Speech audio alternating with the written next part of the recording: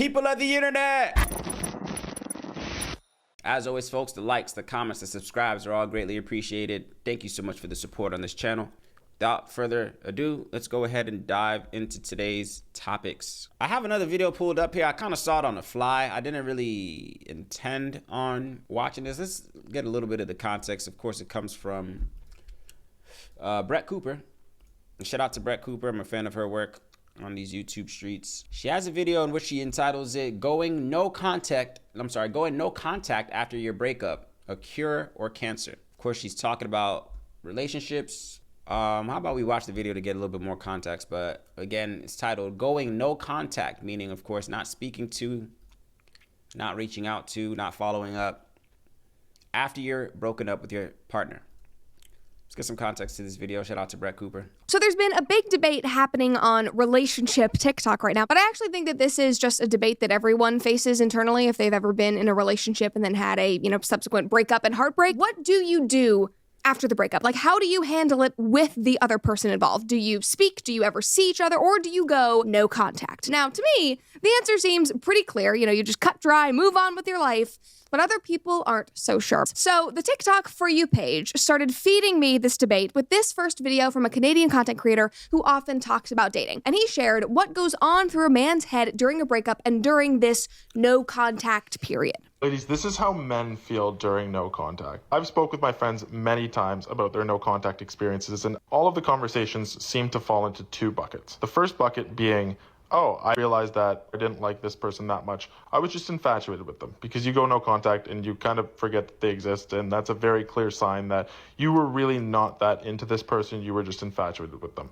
The second bucket, and I've had this conversation with many of my friends, is realizing during no contact, wow, I miss this person. You check their social media, you check what they're up to. If you don't miss this person, and you don't think about them, and you realize you were just infatuated with them, if they reach out, it's probably best to not respond. True. But if you miss this person, and you realize that they were somebody that's very important to you, if they reach out to you, or maybe you just break no contact and reach out to them, it could be worth exploring to see where things are at. Let's pause right there real quick. So you heard it there, folks. I didn't even know this was a thing. There's a lot of these TikTok trends and these new whatever that I'm a bit rusty, folks, in terms of just modern dating. Like I told y'all earlier, I'm not really at the pool. I'm not at the dating pool like that. I maybe go to the parking lot.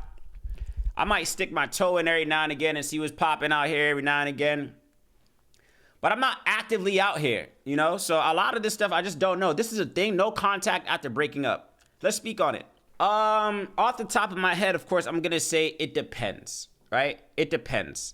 I actually think, as I was watching this video, of course, I couldn't help but to go over some of the past relationships I had with women, girls that I've dated, maybe high school, college, or just in my life in general. And how they all ended. And of course, till this day, I pride myself in saying that minus like one or two, out of like a decent amount, right? I'm 35 years old. I have a little bit of experience. There's no beef between anybody I've ever dated. There's no crucial beef.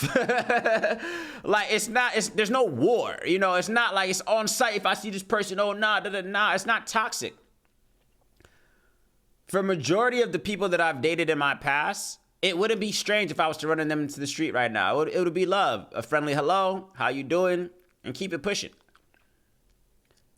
But I know that's not the case for a lot of people. I know that's not the case for everybody. Some people do have toxic breakups where it is on site. It's a problem if you see them at the grocery store right now. It's beef. But I kind of pride myself in not being in any of those situations that I can think of, at least for me, from people that I've had, dated previously. But let's speak on that a little bit more. So, of course, you heard no contact. Of course, let's say you're dating somebody and you guys are no longer talking. I think there's going to be factors that go into how long, or if there's any no contact at all.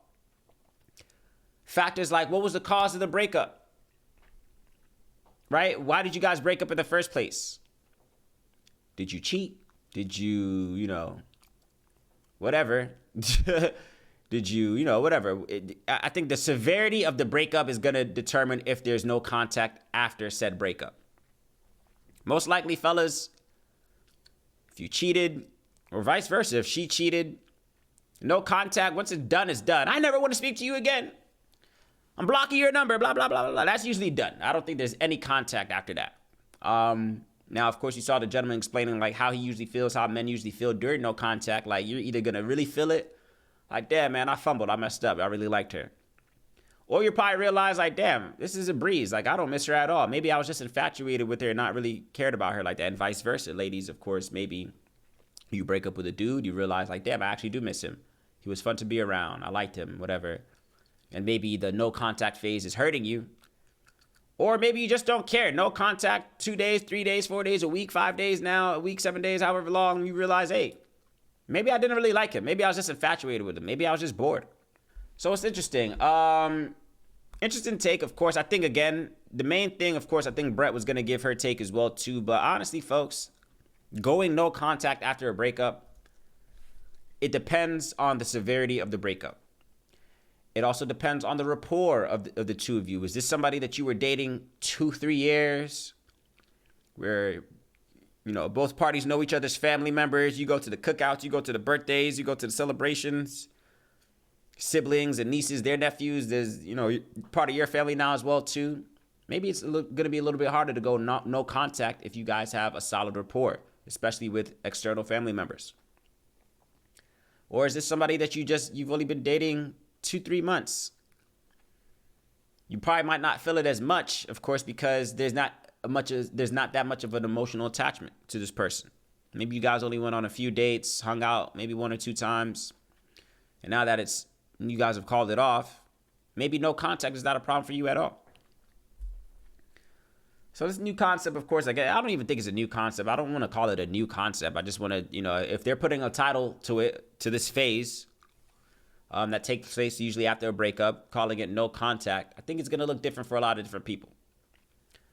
I would encourage all of us out there that if you do have somebody that you're no longer speaking to, do your best to end it peacefully.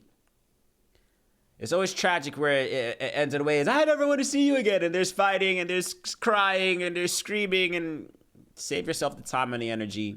Stay out of jail. You don't got time for any of that.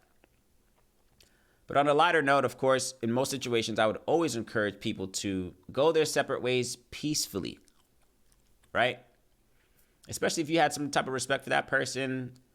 Again, maybe there's other family members involved that you admire, this and the other. It never hurts to go your separate ways peacefully. Whereas you could maybe contact, maybe, of course, when things settle down, depending, again, on the severity or the reason of the breakup. Maybe you guys come across each other at the grocery store some months later, years later, and all is well. You want to be able to shake hands. Hey, how are you? Keep it pushing, yada, yada, yada. I think that's always the best approach. But that's just my thoughts, folks. I want to hear yours down in the comment section below. Are you able to go no contact after a breakup? Have you had to go no contact after a breakup? And how easy or not easy was that for you? Was it difficult to not call that person that you really want to call because you did enjoy their time? You did enjoy their personality. They were nice. They were cool. They were friendly, yada, yada. You guys had a vibe, and for whatever reason, it no longer worked out.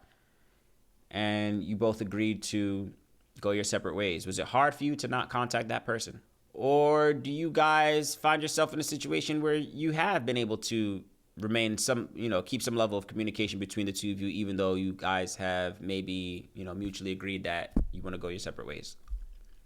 Very interesting, of course. I like speaking on topics like this, especially for my generation, where I feel like all of these things are pretty prominent in our lives right now.